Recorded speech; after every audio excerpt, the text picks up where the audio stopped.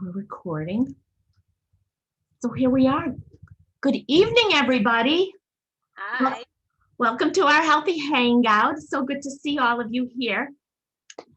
And so tonight I'm going to be presenting on planning for your health in a little bit, but I first want to welcome everybody who's never been here before. We meet here every Wednesday night at 8 o'clock Eastern time, 5 o'clock Pacific time, and we're happy you're all here. So I'm going to introduce my client, Ruth, and she's going to give a testimonial this evening. I'm just going to let her talk because she'll share her story with you and then go from there. So Ruth, take it away.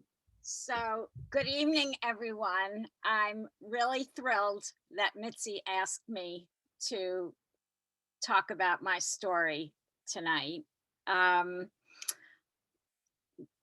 When I was growing up, I never had a weight problem. And I used to go shopping with my mother, who was overweight. And she would say to the salespeople, "How does such a fat mother have a skinny daughter?" And, that's just the way it was. And through college and afterward, I didn't have a weight problem. But I would say past 15, maybe, I don't know, maybe about 15 years, it was the creep effect. Like it just kept creeping up. And, I would say, oh, well, I'm not really that fat or whatever. But it was really creeping up. And Mitzi and I have this mutual friend, and I used to complain to him that I was fat and that, blah, blah, blah, blah. And he would say, "Well, you got to call Mitzi. You got to call Mitzi. She has this great program." So we actually spoke about 5 years ago, and I was very skeptical and I thought it was too expensive, and I just really wasn't interested. And I kept telling myself that I would do Weight Watchers, and that if I really stuck to Weight Watchers, that would do it for me. And I kept trying to do Weight Watchers, and Weight Watchers is a great program. If you can do it and you can stick to it, it's a great program. But the thing is, you can eat anything on Weight Watchers as long as you count the points. And it just was too open-ended for me. It really wasn't working. So this past summer, I went for my physical and I refused to get on the scale. And the doctor told me that my cholesterol was high, and that if I didn't, that I could try to control it with diet and exercise, but if I couldn't, she was going to put me on medication. And that was kind of my wake-up call. I said to myself, I really have to do something. And it's interesting because 5 years ago when I called Mitzi, I was working and I thought it was too expensive and I didn't want to do it. I've been unemployed since the end of July, and I called Mitzi and I just said, "I'm ready, let's go," because I knew I had to do something. And so I started in mid-August, and I'm just at my goal weight now. I've lost 35 pounds.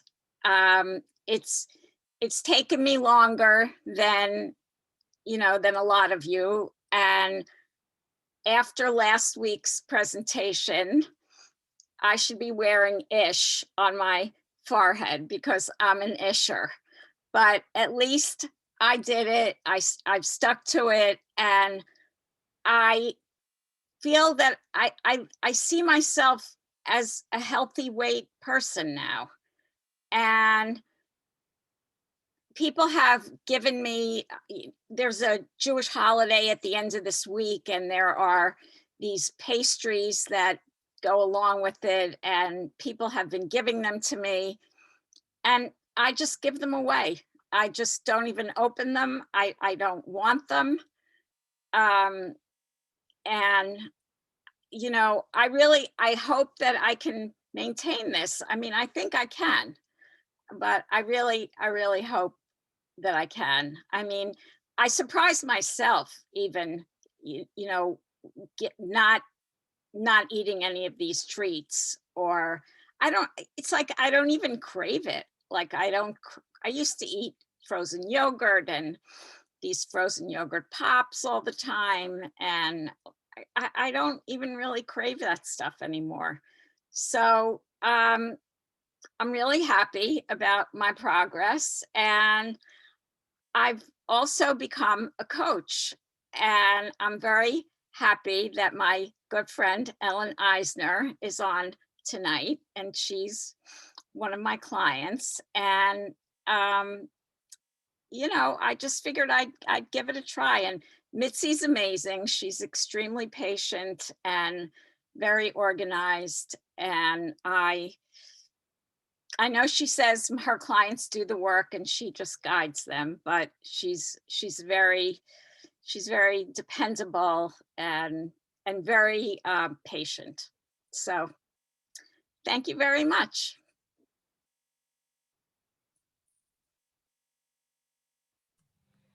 Ruth, thank you so much for sharing your story. Um, and I'm so happy that you decided after so many years to do the program, and that you're getting these great results, and you're a small person. I saw you in a parking lot from afar, and you're a tiny little thing. So it's great, and you're feeling healthy, and now you're paying it forward and helping others, and so that's just so awesome. So yay for you. And I'm just so glad that you finally said yes to doing the program. So, I don't know if my son would agree about the patience part of all of this, but anyway, but thank you for those words, those kind words as well. So I'm going to be sharing about planning for health tonight, and it's a topic that I really loved helping, especially helping my clients it's part of being like better, a little bit organized for doing either, whether it's 5-in-1 or if it's transition, or if it's once you've gone through transition and you're in what we call optimization, so that you're staying at your healthy weight.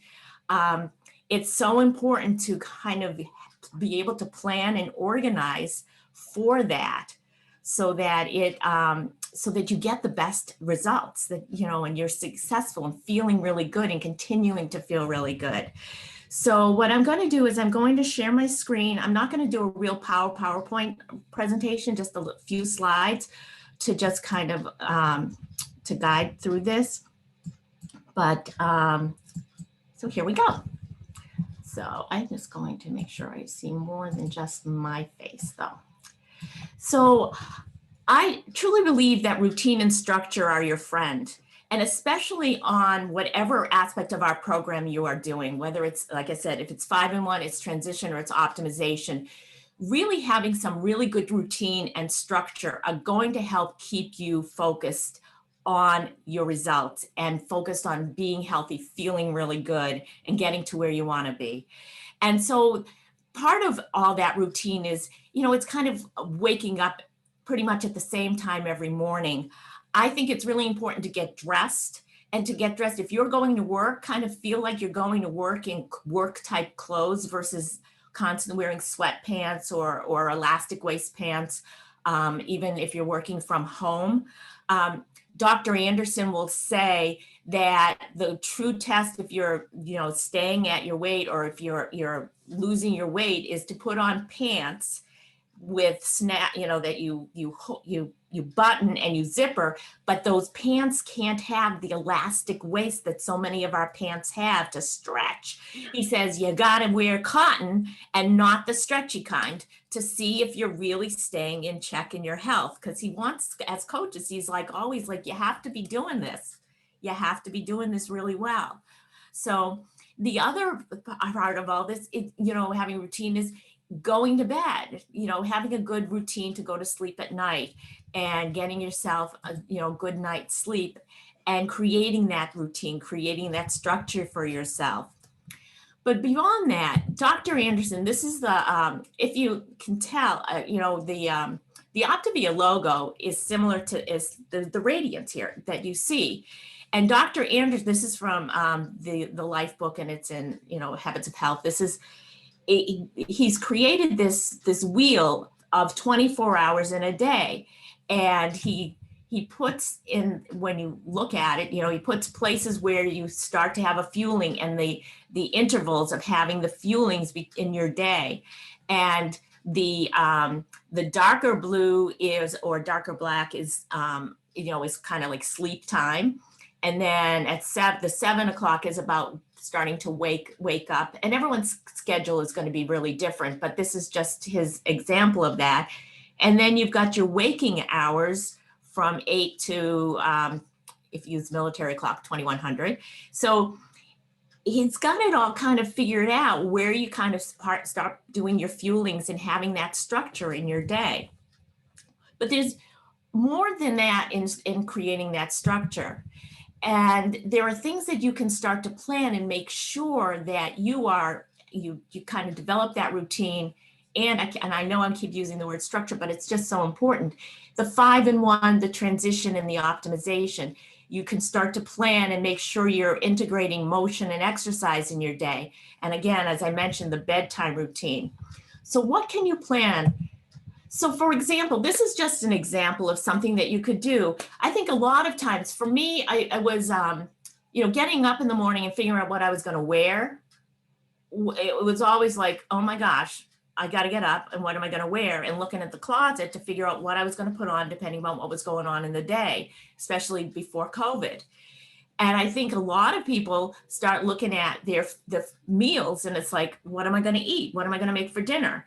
And many times when we're not really focused on or planning what we're going to make for dinner, we can just go and grab. And that's when a lot of people, before you maybe were on program, you would stop at the supermarket and pick up something that was already pre-made, or you would stop at a fast food place and just kind of grab some McDonald's or Burger King or Wendy's or something and just bring it home, or just do takeout and not necessarily planning healthy.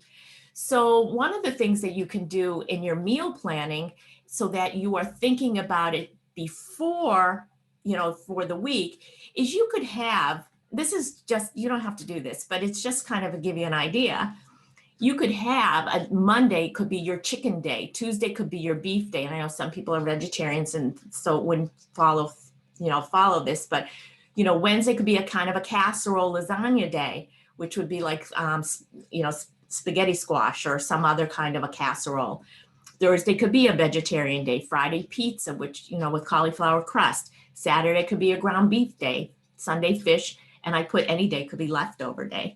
And that doesn't mean, so what that does is it gives you kind of a foundation for your meals for the week, but it doesn't mean you have to make the same thing every week, because we have those wonderful Pinterest pages with lots of wonderful and great recipes. So you could vary the chicken each week to give yourself that variety, or vary the casseroles, or vary the type of pizza you might be making, or vary the kind of fish that you would be having.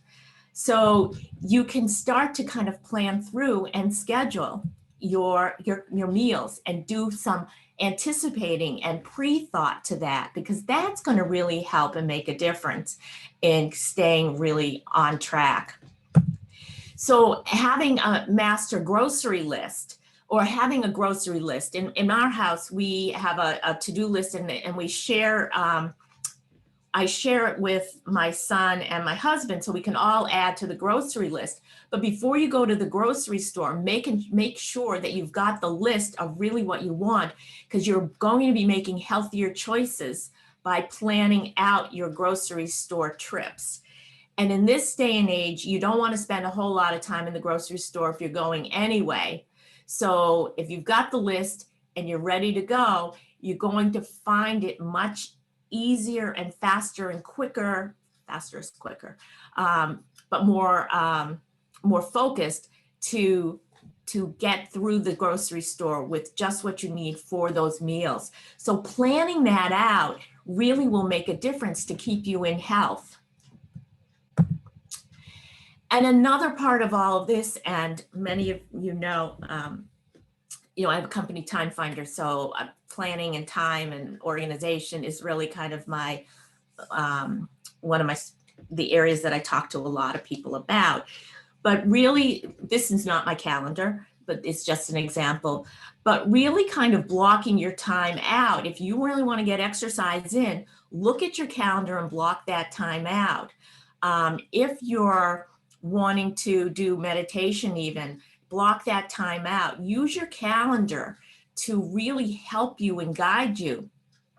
Don't look at the calendar as kind of, oh my God, it's keeping me like rigid, or, it will give you more flexibility because it allows you to see where you might need to make adjustments or changes to things because of things you've scheduled. But when you start to look at your calendar and see, you can then start to enter or put in things that you want to get done.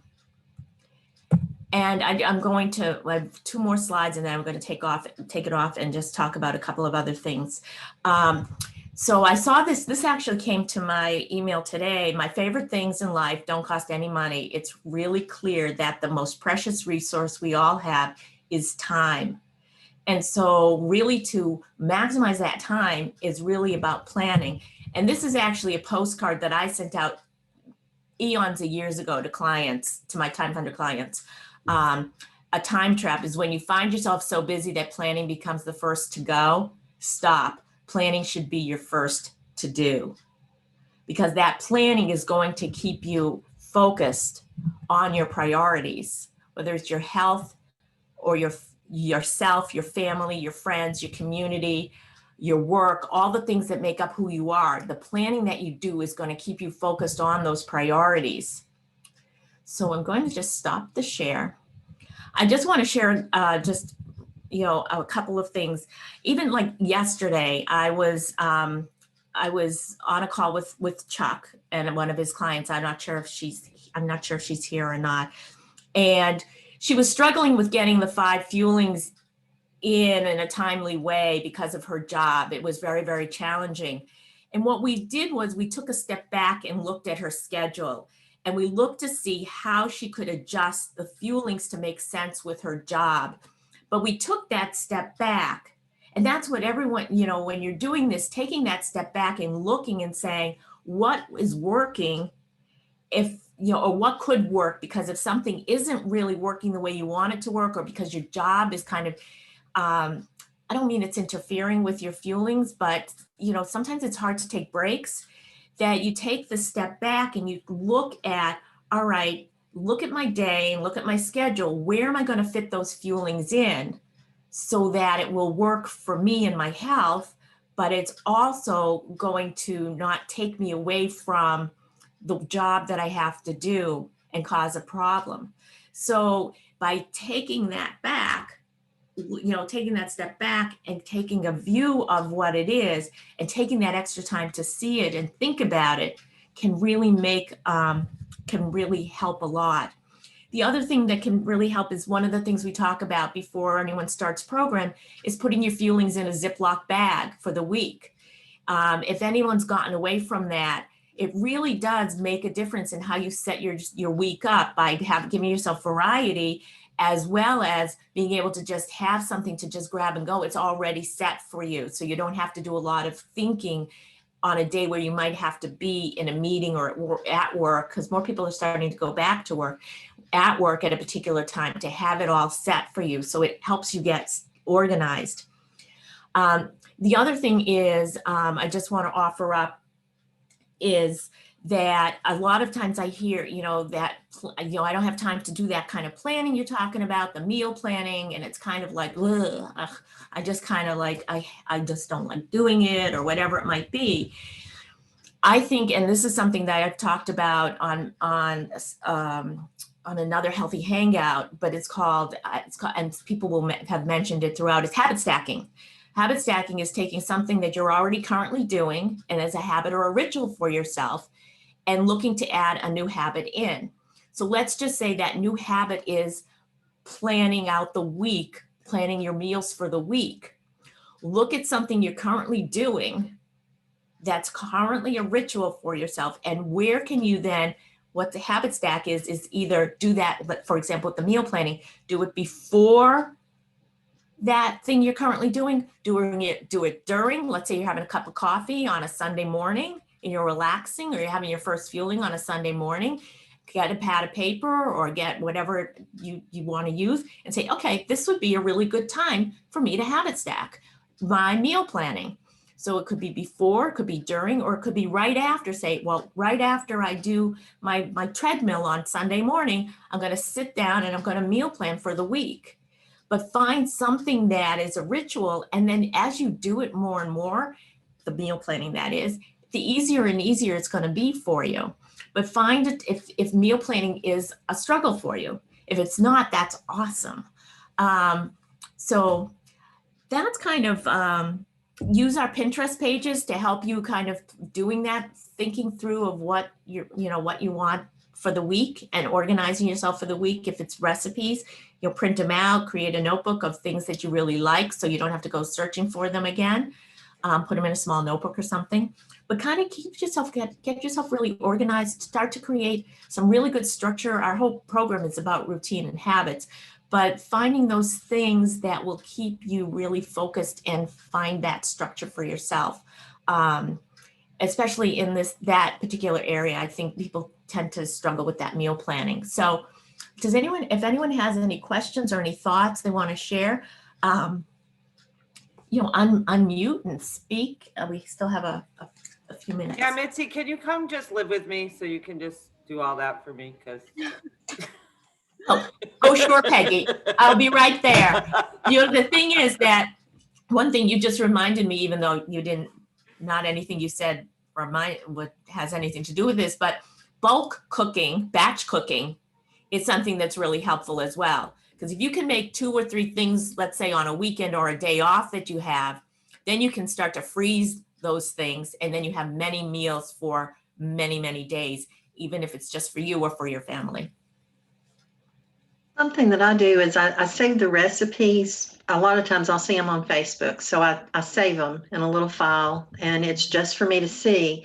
And then once I've made them, I bought another recipe box, and the only cards in that box are my legal meals. And I just kind of go to that box and pull out, we haven't had this in a little bit, or we haven't had that. And then I can use that to make my grocery list from, to make sure that I've got everything on hand. But we don't put it on a card until we like it, which most of the things we have. That's awesome. That's great. That is great. Anyone else have anything to share or to add? I don't do this, but one of my clients does meal, like not meal prep, but goes ahead and does the food prep, cutting up the veggies, getting things ready, and kind of has them all in a, here's Monday, here's Tuesday, and so forth. And she'll do 2 or 3 days at a time. So if a day's going to be busy, get everything chopped up the day before. Here's my dilemma. I'm sorry, Mitzi. Oh, I just Here's my dilemma. Okay. Go ahead. Just want to say one thing, that it's really important to look at your calendar for the week. And see if there are days that you're going to be really busy, or you're going to be later than what normal that would be for you, and really anticipate those things as well. So go, Pam. Sorry. The recipe that I posted today, that stuffed peppers with so I made extra because I planned on eating that a couple of times this week. I have a 16-year-old. It's gone. Everything's gone. And that's the great thing. I guess our recipes are so good. Everybody likes them. The whole family eats them and loves them. So that is a really good recipe, by the way. I did make extra with the idea that I would have some for my work week and wouldn't have to make anything. It's gone. It's completely gone. So there goes my planning for but I got to get back. I guess I'll have to double and triple batch next time. you need to super bulk cook. p.m. I can't keep up with him, but yeah. Hey guys, how are you? I wanted to visit with you for just a couple of minutes about So anyone else have? Heidi, you're muted. Did you have something to say?